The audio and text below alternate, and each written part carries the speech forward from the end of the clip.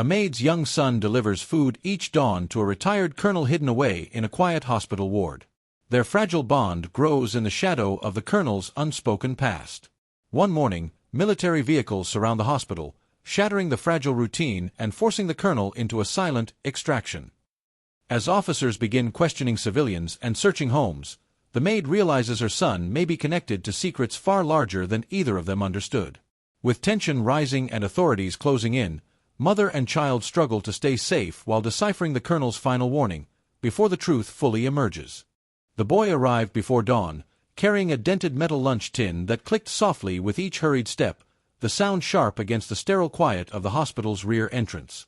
Mist slipped along the pavement like a restless spirit, blurring the outline of the old military hospital that had long since lost its shine. Inside, fluorescent lights hummed with the weary persistence of things that refused to die. The boy paused at the threshold, catching his breath, clutching the lunch tin to his chest as though the warmth inside might escape if he loosened his grip. He was 12, small for his age, with eyes that belonged to someone who had already learned to listen more than speak. His mother's voice echoed faintly in his mind. "Be polite. Don't linger. Look down when you hand it to him." Yet curiosity tugged at him, that soft but insistent pull to understand the man everyone else whispered about, the retired colonel living in the far-end ward, the one his mother fed in secret. He moved down the hallway, tracing the path he now knew by heart. The hospital was mostly empty at this hour, save for the soft beeping of distant monitors and the occasional shuffle of a night nurse finishing her rounds. Shadows clung to corners, but the boy walked with purpose, knowing any hesitation might embolden his fear. His mother had said the colonel once commanded battalions, once held entire mountain passes with nothing but grit and an unyielding stare. But when she spoke of him now, her tone softened into something bordering pity. The boy wondered what transformation could shrink a man from legend to patient, from feared authority to someone waiting for a maid's son to bring him warm soup before sunrise. He reached the ward door, half expecting it to open on its own, as though the colonel sensed his arrival. Instead, silence pressed against the metal frame. The boy lifted his hand and tapped lightly, the sound barely more than a whisper. A moment passed. Then another. Finally, a voice, low, roughened by time, murmured, "Enter." The boy pushed the door open. The colonel sat upright in his bed, back straight despite the weight of age bearing down on him. His hair, once black according to his mother, had surrendered completely to winter. Yet his eyes, sharp and assessing, flicked immediately to the lunch tin, as if it were a coded message rather than a meal.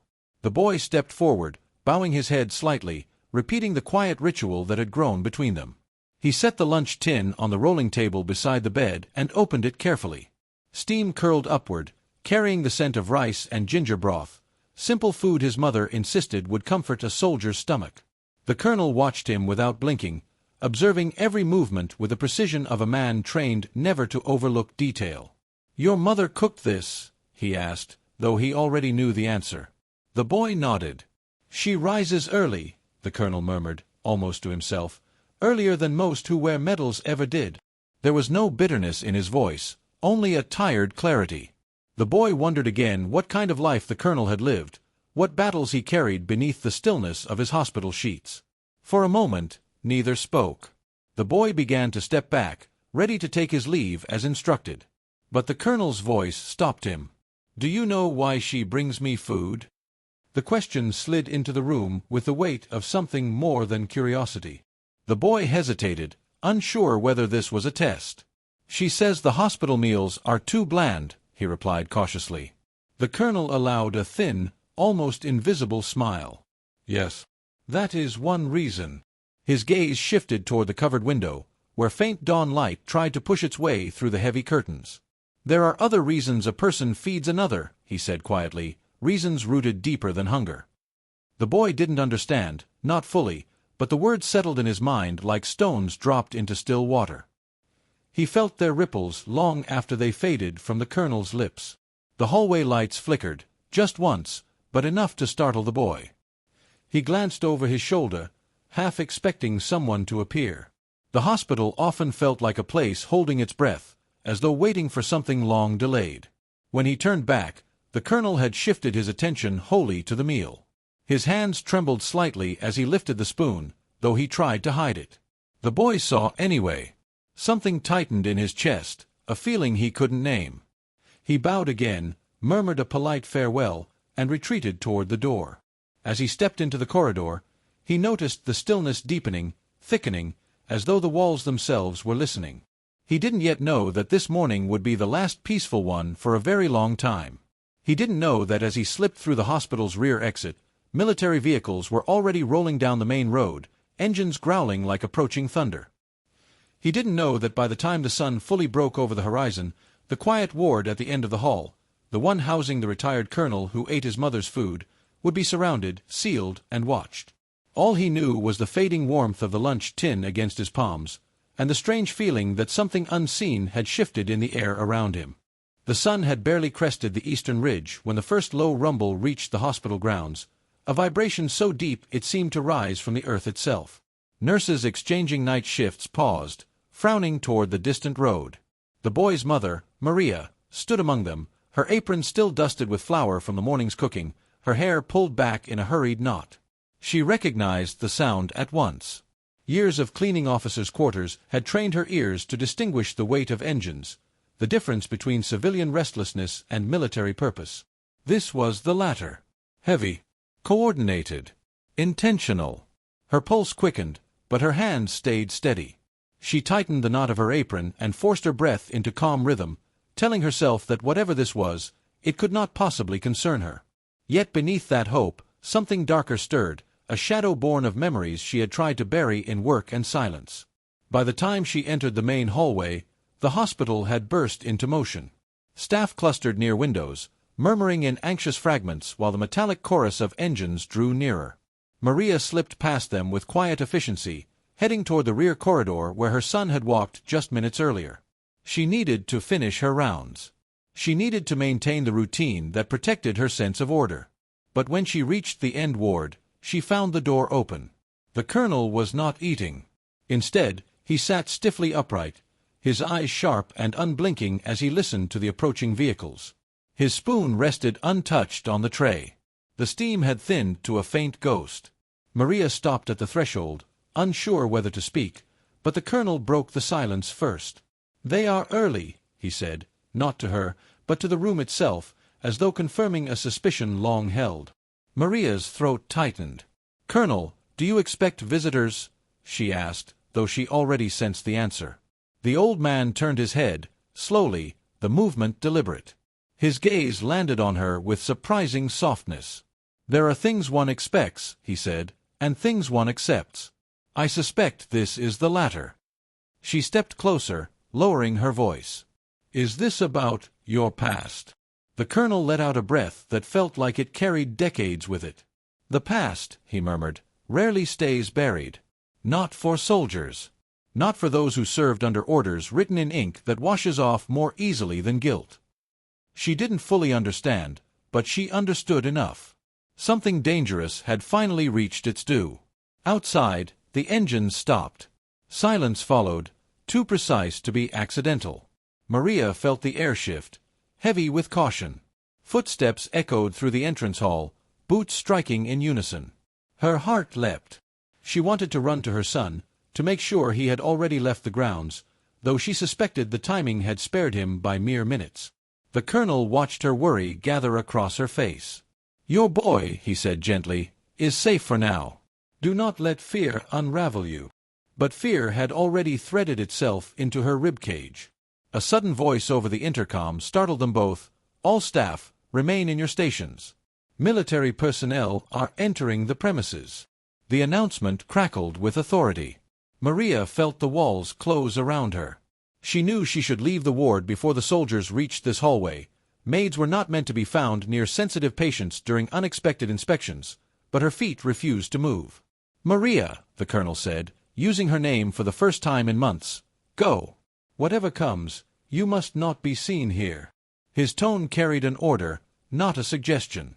Yet Maria hesitated, torn between obedience and the strange loyalty forged through months of quiet service. "Why are they here?" she whispered. The colonel's gaze drifted past her to the small window, where the silhouette of armored vehicles lined the parking lot like silent sentinels. "To collect a debt," he said. "One they believe I still owe." Footsteps approached, steady, rehearsed, advancing down the corridor with mechanical certainty. Maria's pulse hammered. She turned to leave but paused once more, compelled by a question she had never dared voice. "Colonel, all those years, were the stories true?" His eyes flickered with something unreadable, regret, resolve, or perhaps both. "Truth," he said quietly, "is rarely pure and never simple. But yes, there are things I have done that no nation wants written in its archives." The footsteps grew louder. Maria forced herself to step away, gripping the doorframe for balance. She wanted to thank him, for what, she wasn't sure. For confiding in her. For trusting her son. For accepting her food with dignity. But the words dissolved on her tongue. She slipped out just as the first soldiers rounded the distant corner. Her breath caught. They were not ordinary guards. These men wore black tactical gear, their insignias muted, their expressions carved from stone. Maria ducked behind a supply cart, her hands trembling as she pretended to reorganize linens. The squad moved past her, their focus locked on the ward at the end of the hall. She watched them enter the colonel's room without knocking, the door swinging wide as commands erupted inside. She glimpsed the colonel sitting tall, unshaken, his hands resting calmly atop the blanket. Even from afar, she felt the gravity of the moment, a man meeting his fate without flinching. The corridor flooded with tension. Nurses retreated to side rooms, orderlies froze in place, and somewhere a patient began to cry. Maria remained crouched behind the cart, her breath shallow, her thoughts reeling toward her son. He would be home by now, washing the lunch tin, unaware of the storm unfolding behind him. But soon, too soon, he would ask why the colonel had not sent a message back. And she feared the answer would unravel everything she had tried to shield him from. A sharp command snapped her attention forward. "Prepare for extraction," a soldier barked. Extraction. Not arrest. Not questioning. Extraction. The word chilled her. The colonel was being removed, taken somewhere beyond hospital walls, beyond witness and record. She risked a glance. The soldiers surrounded the bed, forming a tight perimeter, their posture rigid with protocol. The colonel remained silent. Calm. Almost resigned. Then, as they lifted him onto a mobile stretcher, he turned his head, not toward the soldiers, but toward the doorway, toward the place where Maria hid. His eyes met hers for an instant. A fleeting, fragile instant. But in that sliver of time she sensed something unspoken, a warning, or perhaps a plea. Then he was gone, wheeled down the corridor with swift precision. The soldiers followed, sealing the space behind them like closing a chapter. Maria pressed a hand to her chest, steadying the tremor inside her. The hospital exhaled a collective breath of fear. Through the window, engines roared back to life. Whatever had begun this morning, she realized, was far from over. Maria did not return to her cleaning duties after the soldiers left. Instead, she stood frozen at the end of the corridor long after the sound of boots faded and the engines outside quieted into heavy stillness. The hospital seemed suspended between heartbeats, every person inside waiting for someone else to tell them what came next. But no one spoke. No one dared. It was as if the extraction of the retired colonel had ripped open a silent wound, one stitched long ago with a delicate thread of denial. Maria felt the rupture keenly. She pressed a trembling hand to her apron, grounding herself against the urge to collapse. For months she had fed a man carrying secrets, but she never expected those secrets to reach back into the present with such ferocity. She needed air. She needed answers. Most of all, she needed to reach her son before rumor or fear reached him first. She slipped out through the rear exit, the same one her boy had used that morning. The sky had brightened to a pale gold, the mountain shadows shrinking as daylight asserted itself. But the military vehicles lining the parking lot remained dark and cold, hulking silhouettes that appeared carved into the earth, immovable and watchful. Soldiers stood in deliberate formation, their gazes fixed outward as if guarding not the colonel, but the silence surrounding him. Maria hugged the hospital wall, staying out of sight. She feared being questioned, feared her proximity to the colonel might be interpreted as something more than kindness. She had lived too long under systems where innocence relied not on truth, but on the whims of authority. She moved quickly through the side path and onto the main road. Her footsteps flicked dust into the morning light as she hurried toward home, her heart tight with urgency. Her son, Daniel, would be waiting with questions. He always asked what the colonel said, what the man looked like that day, whether he seemed stronger or weaker. Daniel had taken a quiet liking to the retired soldier, though he never admitted it aloud. Maria suspected the boy admired him the way children admire damaged things, unable to resist imagining the stories inside the cracks. She quickened her pace. She needed to prepare him for the truth, or at least a version of it that would not shatter him. When she reached their small apartment, Daniel was already washing the lunch tin in the sink, sleeves rolled to his elbows, humming off-key as he often did when relaxed. The normalcy of the scene nearly broke her. She leaned against the doorway, watching him for a moment, letting the gentle rhythm of water and metal soothe her frayed nerves. But Daniel noticed her stare and frowned. "Ma, you're home early." He wiped his hands on a towel and approached her. His brow furrowed. "What happened? You look scared." Maria forced her breath into an even rhythm.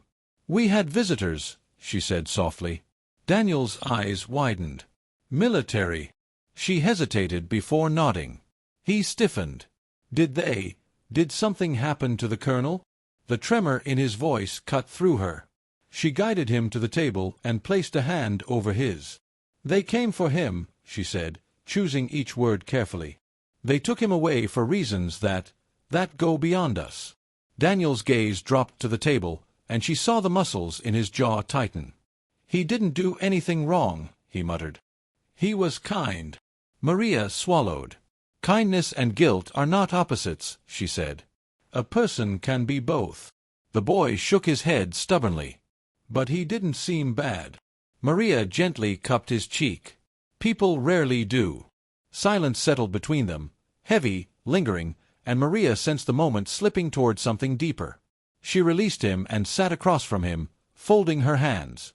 "Daniel, before the soldiers arrived, did the colonel say anything to you? Anything unusual?" Daniel thought for a moment. "He talked about debts," he said slowly. "He said some debts have nothing to do with money." Maria felt a chill slide up her spine. "Did he say anything else?" Daniel hesitated. "He asked if you would keep bringing food even if someone told you not to." Maria blinked, startled. "Why would he ask that?" Daniel shrugged. "I don't know." He looked sad when he said it. Maria leaned back, absorbing the weight of the revelation. The colonel had sensed this moment coming. Perhaps he had known all along that the comfort she offered would one day be scrutinized. Perhaps he had been preparing her, or her son, for an ending he had already accepted. She closed her eyes briefly. "Daniel," she murmured, "you must be careful what you say to anyone today. Do not mention the colonel to your friends, your teachers, anyone." Daniel frowned again. "Why? We didn't do anything wrong." Maria looked at him with an ache carved from years of knowing too much. "Right and safe are not the same," she said. The rest of the morning passed in uneasy quiet. Maria returned to the hospital for her remaining shift, though her mind never settled. The staff whispered in tight clusters. Someone claimed the colonel had been implicated in an old operation gone wrong. Another said he held information that could destabilize current leadership. Someone else insisted he had refused cooperation with visiting generals the month before. No one agreed, but everyone agreed on one thing. Whatever he was involved in, it was dangerous. Maria kept her head down, pushing her cleaning cart, her thoughts swirling like dust in sunbeams. By noon, the soldiers outside remained stationed, their presence turning the hospital into a fortress. Maria passed the end ward and found it sealed, a temporary barrier erected across the entrance. It felt like a tomb. She paused, fingers brushing the fabric of her apron, sensing a pull she couldn't explain. The colonel had wanted to say more. She felt it now with piercing clarity, the unfinished cadence of his final look. There had been intention there. A message buried beneath restraint. And she had let him be taken without understanding it. She turned abruptly, drawn by instinct toward the nurse's station. "Did the soldiers say where they were taking him?" she asked quietly. The head nurse, pale from stress, shook her head. "No location. No paperwork. They didn't even sign him out." Maria's pulse quickened. "That's impossible. A hospital can't release a patient without—" "They can," the nurse whispered, "if they want to." Maria stepped back, the hallway tilting beneath her.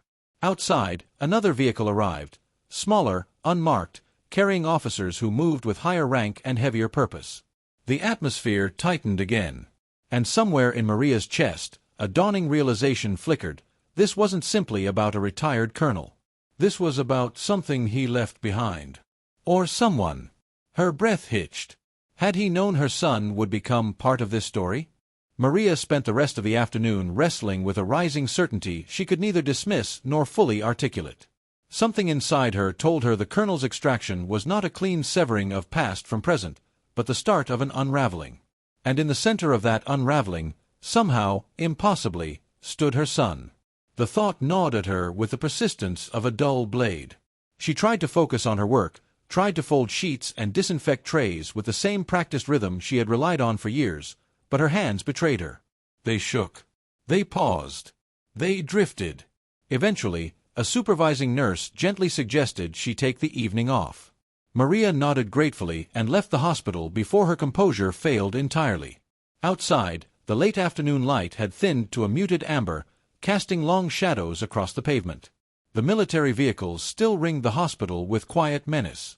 Soldiers watched every pedestrian, every car, every flicker of movement with the hollow-eyed vigilance of men under strict orders. Maria kept her gaze down as she passed them, her heart pulsing like a trapped bird. She sensed their suspicion in the way their attention flicked toward her apron, her name tag, her hurried steps, as though any ordinary person might suddenly reveal themselves to be part of the colonel's long-buried past. She walked faster, her breath catching in the cooling air. By the time she reached home, dusk had settled. Daniel sat on the floor, textbooks scattered around him, though he seemed to be reading none of them. At the sound of her key in the door, he straightened and pushed the books aside. "Ma," he said urgently, "someone came by earlier." Maria froze. "Who?" Daniel swallowed hard. "Two men. Not soldiers. They wore plain clothes, but they asked about the colonel. They asked if we ever spoke to him. If we knew anything about his visitors." Maria felt her stomach drop, a sickening plunge that left her breathless. "What did you say?" she whispered. Daniel looked down. "I said we didn't know anything. That I only brought food sometimes." Maria knelt beside him, gripping his shoulders. "Only that?" Daniel nodded, eyes wide with fear. "Only that." Maria pressed her forehead to his, relief and terror mingling in a dizzying rush. She tried to steady her voice. "Good. You did well." But even as she said it, she sensed the truth threading through her worry. This was bigger than a routine inquiry. Plainclothes officers meant intelligence units. Intelligence units did not visit homes unless they believed something, or someone, was connected. Her mind reeled back to the colonel's final gaze, the flicker of warning in his eyes. She thought of the unfinished sentence poised on his lips before the soldiers took him away. "There are debts, deeper than hunger." Had he been trying to tell her something about Daniel? Something about why he welcomed the boy's visits with such quiet intensity? A memory flared, one she had locked away, the day she first learned the colonel's name from a whispered conversation between doctors. She remembered the shift supervisor lowering her voice, saying the man had led covert operations during the war, missions buried beneath classified seals. She remembered the mention of a village, his last deployment, where nothing but ruins remained after an airstrike. And she remembered, with a clarity that struck her now like cold lightning, that Daniel had been born in that same province. She had never known her son's father. Her own memory of that year was a blur of survival and displacement. But the timelines overlapped. The geography overlapped. And suddenly, unbearably, the possibility overlapped too. No. She pushed the thought away, rejecting it outright. The colonel had never looked at Daniel with the recognition of blood. He had never spoken of having family at all. But sometimes truth didn't live in words. Sometimes it lived in silences, in the tender way he watched her son open the lunch tin each morning, in the strange gratitude that softened his face when Daniel smiled. Maria clenched her hands until her nails bit her palms. This was foolishness. Dangerous foolishness. And yet— "Ma," Daniel said softly, watching her tremble, "did I do something wrong?" His voice cracked at the edges. Maria forced herself to breathe. She cupped his face, her thumbs brushing away the fear gathering there. "No, Quirito. You did nothing wrong." She kissed his brow. "But we must be careful. From now on, we speak of the Colonel to no one. Not neighbors. Not friends. Not teachers. Not even family. Do you understand?" Daniel nodded, though confusion clouded his features. Maria pulled him into a tight embrace, as though she could shield him from forces already closing in. Night fell. Street lamps flickered awake like weary sentries. Maria prepared a simple dinner, but neither she nor Daniel ate much. A tension hung over the room, thin, taut, electric. After dishes were cleared, Maria sent Daniel to bed and sat alone at the table, staring at the faint scratches worn into the wood over the years. Her mind drifted back through every interaction with the Colonel, his gentleness with Daniel, his questions about their neighborhood, his lingering glances toward the rear exit each morning, as though measuring time against an invisible countdown. She replayed his final words before she fled the ward. "There are things one expects and things one accepts." She wondered if he had accepted his fate not because of what he had done, but because of what he hoped to protect. Around midnight, a distant thud shook the windows. Maria jolted upright. Voices rose outside, urgent, tense. She hurried to the window and pulled the curtain aside just enough to peer through. Two dark vehicles, different from the ones earlier, moved slowly down the road, unlit, their silhouettes predatory. Men emerged, speaking into radios, scanning the buildings. One pointed toward her complex. A cold wave washed over her. They were searching again. For information. For connections. For anything the Colonel might have left behind. Maria backed away from the window, her breath sharp. Her gaze snapped to Daniel's closed bedroom door. She felt the truth, whether real or imagined, crash over her with undeniable force. Whatever the Colonel had been involved in, whatever debt he believed he owed, her son was now a thread in that unraveling story. She sank into a chair, trembling, as a distant knock echoed from somewhere in the building. The search had begun. And Maria realized, with a clarity that hollowed her out, that the Colonel had not been warning her about himself. He had been warning her about what was coming for Daniel. The knock did not come to Maria's door that night, but the sound of it echoed through the stairwell until dawn, reverberating off concrete like a warning too large to ignore. Each strike against a neighbor's door sent a tremor through her chest. She sat upright in the living room, a blanket draped around her shoulders, listening as officers moved from apartment to apartment, asking quiet questions in firm tones, searching for threads to pull. Daniel slept fitfully in the next room, unaware of how close the shadows had come. Maria stayed awake, guarding him with silence and prayer, willing the night to pass without incident. When morning finally spilled into the room, pale and exhausted, she felt as though she had aged years in the span of a few hours. The knock had never reached them, but its ghost remained lodged beneath her ribs, a trembling anticipation that refused to fade. At sunrise, she woke Daniel gently, urging him to get dressed, to eat something, to move through the motions of a normal day even as the world outside twisted into something unrecognizable. His eyes were puffy from restless dreams, but he tried to smile for her sake. She could see the questions simmering beneath his quiet obedience, but he held them back. Together they walked to the hospital in tense silence, the streets humming with the residue of the night's intrusion. Patrol cars lingered on corners. Officers questioned passers-by. Civilians avoided eye contact, shuffling quickly as though proximity itself might implicate them. Maria kept Daniel close to her side until they reached the hospital gates, where she forced herself to send him off to school with a tight embrace and a whispered reminder to stay invisible. His hesitant nod tore at something inside her. The hospital felt different now, stripped of its familiar rhythms, replaced by the sterile vigilance of a guarded institution. Soldiers still occupied the parking lot, though fewer than before, their presence more concentrated, more focused.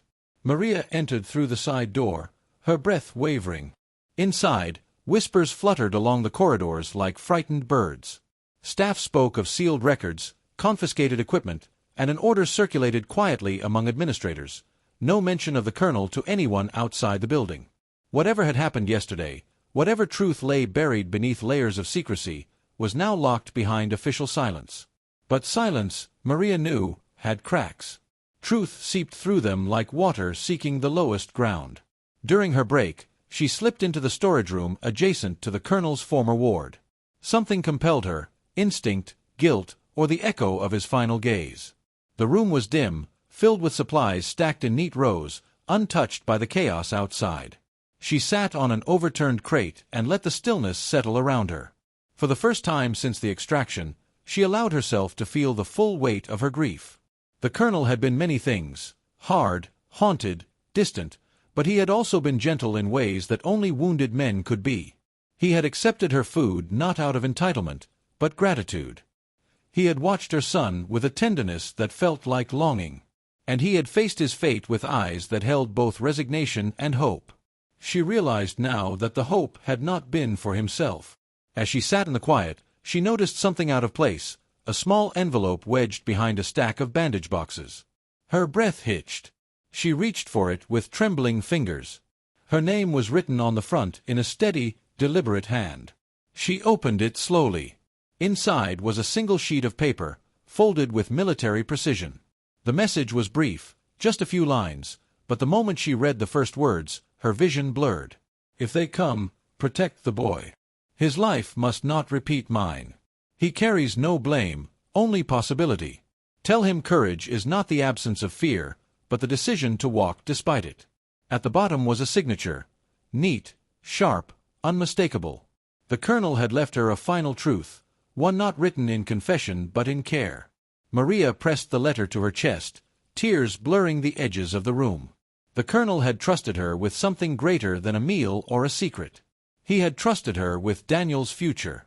Whatever their connection, blood or fate, accident or design, he had chosen her son as something worth protecting, perhaps even redeeming. The realization steadied her trembling. She folded the letter and tucked it into her apron, feeling the fragile weight of responsibility settle like a second heartbeat. She would honor his plea. She would protect Daniel, even if the world sought to twist his innocence into inheritance. That afternoon, as she prepared to leave the hospital, she found the rear corridor blocked by two officers. They requested identification, asked pointed questions, scrutinized her answers with dispassionate precision. She kept her gaze lowered, her voice steady, offering nothing beyond the truth they expected to hear. When they finally allowed her to pass, her legs felt weak, but something inside her remained firm. She walked home with renewed determination, gripping the letter through her apron fabric with every step. Daniel met her at the door, relief flooding his features at the sight of her unharmed. She hugged him tightly, longer than usual, breathing in the familiar scent of soap and dust and childhood. That evening, they sat together at the table, a candle flickering between them as the sun dipped beneath the horizon. Maria placed her hand over Daniel's and looked at him with a steadiness she had fought hard to reclaim. She did not tell him about the letter, not yet. But she spoke to him of courage, of truth, of the quiet strength of ordinary people thrust into extraordinary circumstances. She told him that fear was not his enemy, only his teacher. Daniel listened, his young face illuminated by warm candlelight, unknowingly absorbing the final lesson a man he admired had left behind. Outside, the military presence slowly thinned in the days that followed. Vehicles withdrew. Questions ceased. Doors stayed shut. But the story did not end in disappearance or silence. It continued in the quiet resilience of a maid and her son, who carried forward a legacy neither asked for yet both embraced. The colonel's fate remained sealed in classified archives, but the truth he entrusted to them endured in the simple rituals of living, in small acts of courage, in the soft strength of chosen loyalty. And in the stillness of each dawn, as Daniel walked past the hospital on his way to school, he carried with him the memory of a retired soldier who ate his mother's food, watched him with unspoken affection, and left him a legacy not of war, but of possibility.